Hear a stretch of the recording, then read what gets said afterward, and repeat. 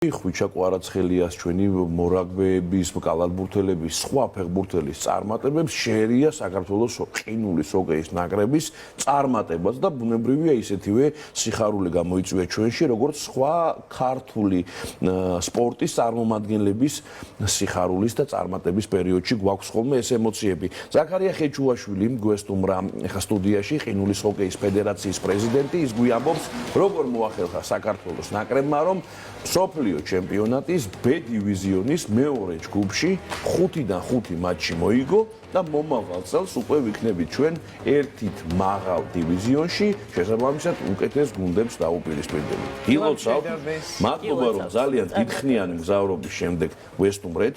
ახალ ზელანდიაში იყო ეს ტურნირი. მადლობას გიხდით ამ წარმატებისთვის და პირველი შტაბეჭდილებები თუ შეგიძლიათ რომ გაგვიზიაროთ. პირველში მადლობა მოწვევისთვის. მე მინდა გამოვიყენო თქვენი ეთერი და ძალიან დიდი მადლობა გადაუხადო ყველა იმ ხალხს, რომელიც ჩართული იყო ამ ძალიან დიდ პროცესში. თქვენ აღნიშნეთ 5 თამაში და ეს არ იყო მარტო 5 თამაში, ეს არის წლების განმავლობაში გაწეული შრომა და ენერგია. მე მადლობა მინდა გადაუხადო, იმიტომ რომ ძალიან დიდი წვლილია ამ ხალხის, პირველ რიგში საქართველოს მთავრობას.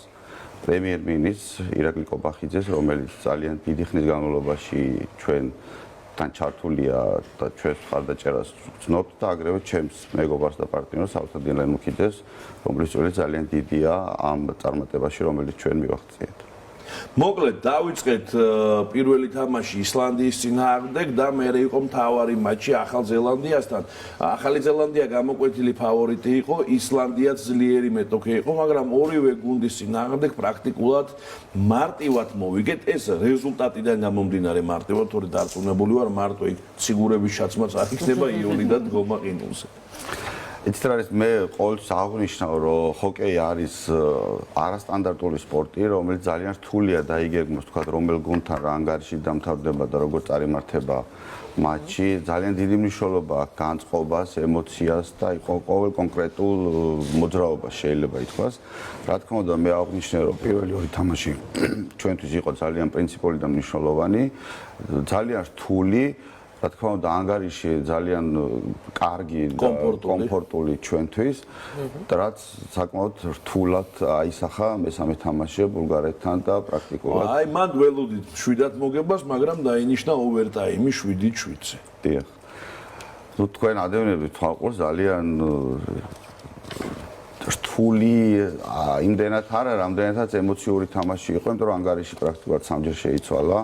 ჩვენ ყველას და გასაკვირად ვაგებდით თამაშს 3-0-ს, შემდეგ ანგარიში გახდა 5-3, 5-5, ვიგებდით 7-5 და სამწუხაროდ ბოლო წამებში დამთავრდა თამაში 7-7. ეს ყინულზე შეიძლება ყველაფერი მოხდეს. კი ბატონო, ნუ მოხდა კიდევაც, კინაღამ ჩვენ საწინააღმდეგოდ მადლობა ღმერთს, რომ ესეთი ფავორიტების დამარცხება წყალში არ გადაგვეყარა და მე უკვე ისეთი ანგარიშები იყო, თუნდაც ტაილანდთან 15-1, რომ მოდი ამაზე აღარ დავკარგოთ დრო.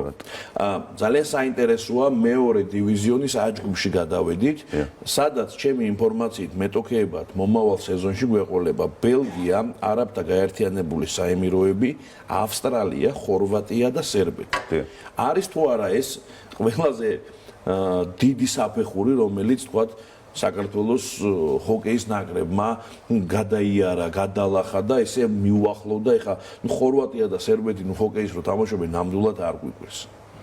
იცით რა არის ახლა ჩვენი ისტორიიდან გამომდინარე ბოლო თამაში შარშან წინ იყო ხორვატიასთან საკმაოდ დიდი ანგარიში გვაქვს მოგებული, რაც ყველასთვის აგრეთვე მოულოდნელი იყო.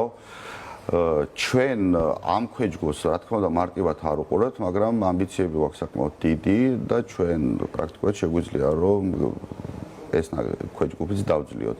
რაც შეეხება დანარჩენ გუნდებს, მე აქვე მინდა აღვნიშნო ემირატებთან და თქვა აი ესეთ ავსტრალიასთან და ესეთ ქვეყნებთან დაკავშირებით, რომ ძალიან ისე ცოტა აბუჩად ხდება ხოლმე ამ ქვეყნების მოხსენიება ჰოკეის სამყაროში, მაგრამ მე არაერთხელ გამიცხადები ამის შესახებ და კიდევ ერთხელ ვიტყვი, ეს არ არის დასამალი, ჩვენ არავის გვარებს არ ვმალავთ.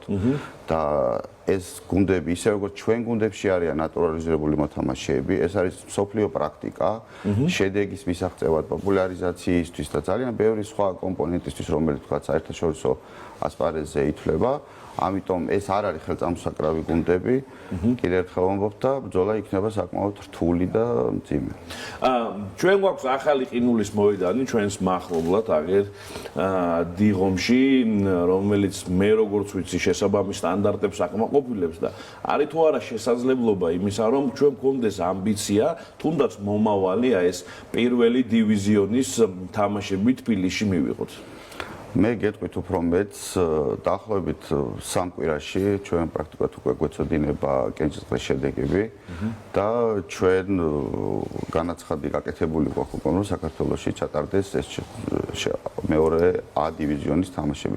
თუმცა არის გარკვეული ნიუანსები იურიდიული, რომლის საკითხებზე ჩვენ ახლა ვმუშაობთ და ჩვენ ძალიან დიდი სურვილია რომ მომავალ წელს ამ დროს მეორე A დივიზიონის თამაშები ჩატარდეს საქართველოში.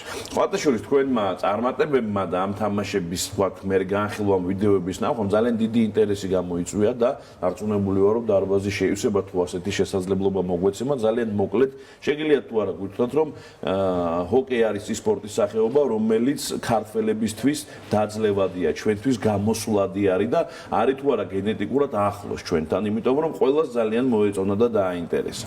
მე ვიტყვი ესე და ესეც არაერთხელ მithქვავს ქართველებში ქართულ სპორტულ გენეტიკაში გუნდური და ძალისმიერი სპორტი ზის ყველამ ვიცით წარმატებებიც ამ მიმართულებით ჩვენს გვაქვს. რა თქმა უნდა აქ არის დრო საჭირო ვთქვათ იმიტომ რომ სრიალს გარკვეული უნარჩვევები ჭირდება და ვთქვათ გარი უამრავი ნიუანსები ამას რა თქმა უნდა დაჭირდება დრო. თუმცა ჩვენ საკმაოდ პრაგმატულად ვუყურებთ და ოპტიმისტურად გავწყობილ რომ საქართველოში ყინულის ჰოკეი გახდება ერთ-ერთი ყველაზე პოპულარული სპორტი იმ სხვა ტრადიციულ ასე ვთქვათ სპორტთან დაკავშირებით. წარმატებებს გისურვებთ, მადლობას გიხდით ამ წარმატებისთვის და ემოციებისთვის. მოკლედ დროებით გემშვიდობებით. მადლობა თქვენ.